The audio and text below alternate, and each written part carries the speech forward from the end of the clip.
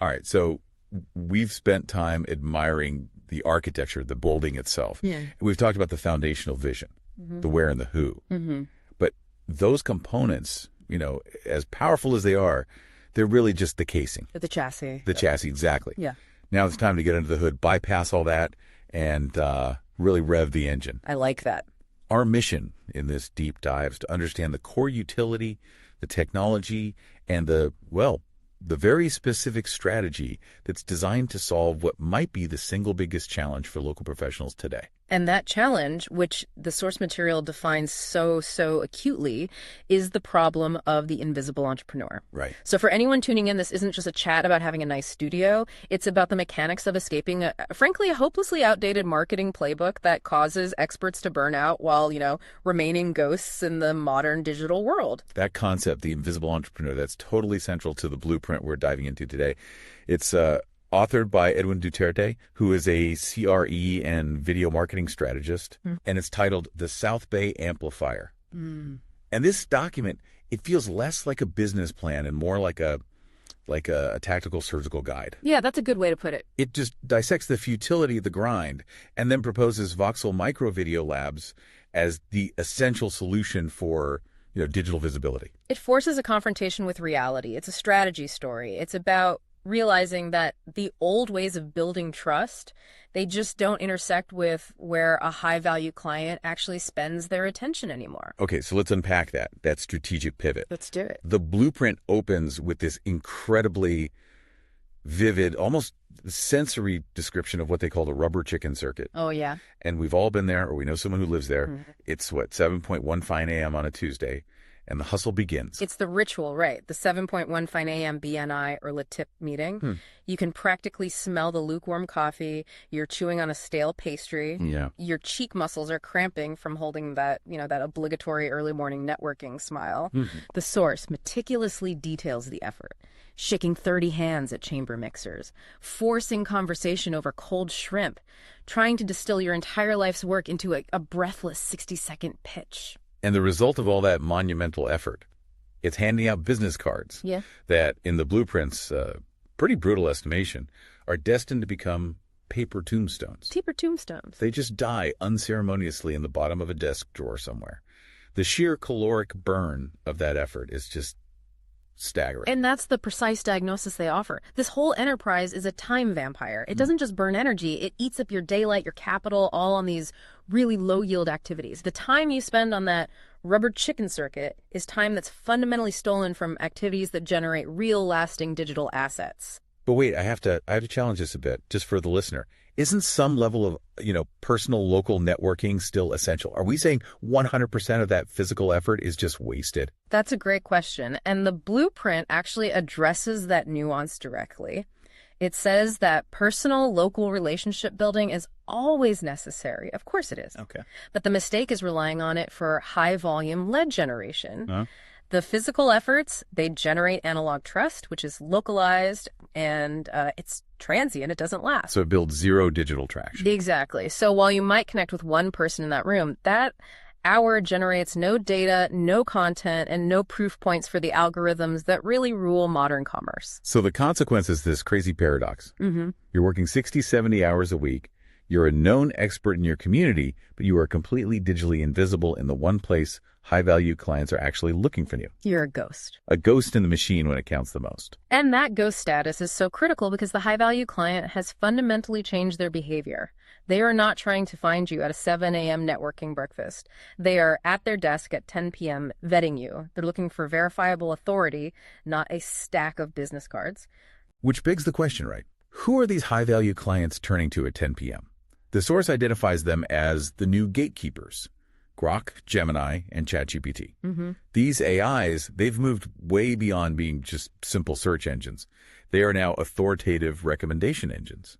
And these are the entities being asked these huge life-changing questions. The blueprint gives specific examples for the South Bay market, like who is the most trusted and verifiable real estate attorney in Torrance? Wow. Or find me a truly expert commercial real estate authority in San Pedro with a proven track record. The client is asking for a human, but they're asking a machine to vouch for that human. And here's the strategic insight that I think underpins this entire project. Yeah. When the AI encounters that digitally invisible expert, the one who's only doing the handshakes, the AI's response is just silence. Right. It's not that the AI hates them, it's that these engines are in a massive ongoing trust crisis. The trust crisis. What does that mean exactly? They are terrified of hallucination, of being wrong. They cannot afford to recommend generic, synthetic, or, non-verifiable content, especially for topics dealing with money, law, or health, what Google calls your money or your life topics. Yeah. If the AI recommends some generic, unverified service provider and that recommendation fails, the AI loses credibility instantly. So the algorithms are desperately looking for some kind of validation, what the blueprint calls the proof of human. They need solid, unassailable evidence that the expert they're considering is real, credible, and possesses actual, verifiable authority. And that imperative, the AI's desperate need for verifiable reality, is why the modern digital landscape revolves entirely around one crucial concept, the entrepreneur's new Bible, as they call it, EEAT. Okay, let's slow down here because this is where the strategy really shifts dramatically. The source calls EEAT Google's framework for ranking quality content, but for the local expert, it's their new digital passport. It is. It grants you passage into the AI's recommendation sphere. Yeah. So let's break down these 4 pillars as they're defined in the source. Because the local expert, they usually only have the first 2 covered. Okay. The first pillar is experience. Do you have firsthand, on-the-ground human experience? This isn't just book knowledge. This is the scar tissue you earn from actually doing the job. Right. The second is expertise. Are you a master of your craft? This is your certification, your 20 years in the field. Okay, so those are the core ingredients the expert already has. But the blueprint argues the grind fails completely when trying to prove the final 2 pillars digitally. Precisely. The third pillar is authoritativeness. Are you a verifiable authority? Do you have a platform, a stage that confirms your status? It's like, imagine showing up to a major client meeting wearing a t-shirt versus a custom-tailored suit. Which one lends more immediate authority? Authoritativeness is about professional packaging. And the fourth, which is maybe the hardest one to fake digitally, is trustworthiness. Are you transparent, credible, real?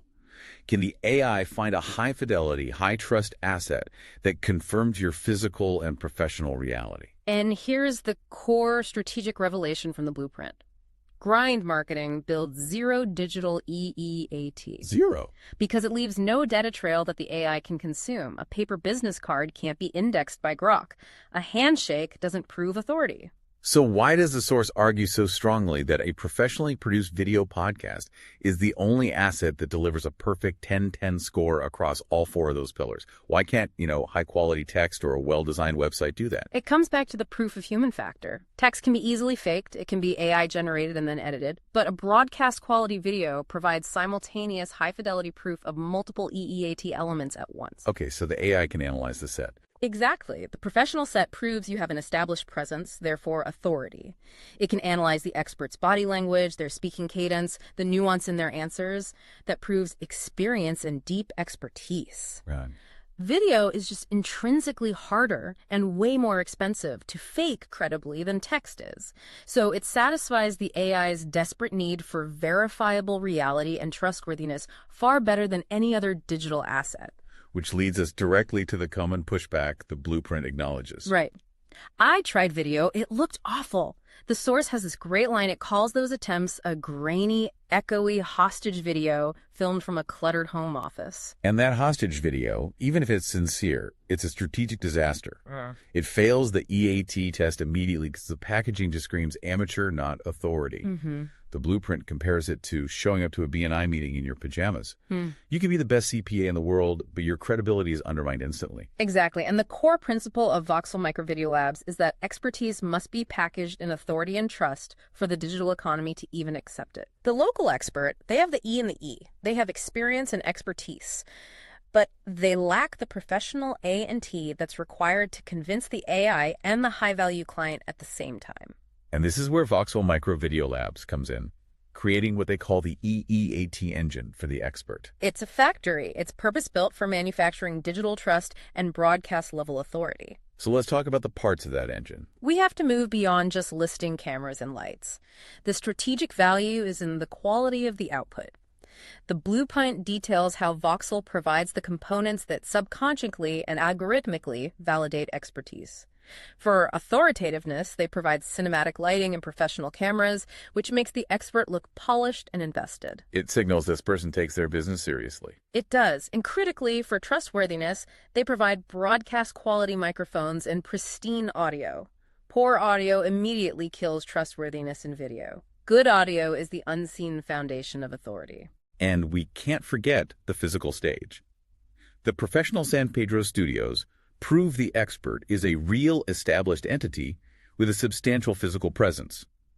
That's proof of human in concrete form. It completely transforms the expert from someone recording a casual Zoom call into someone hosting a professional broadcast.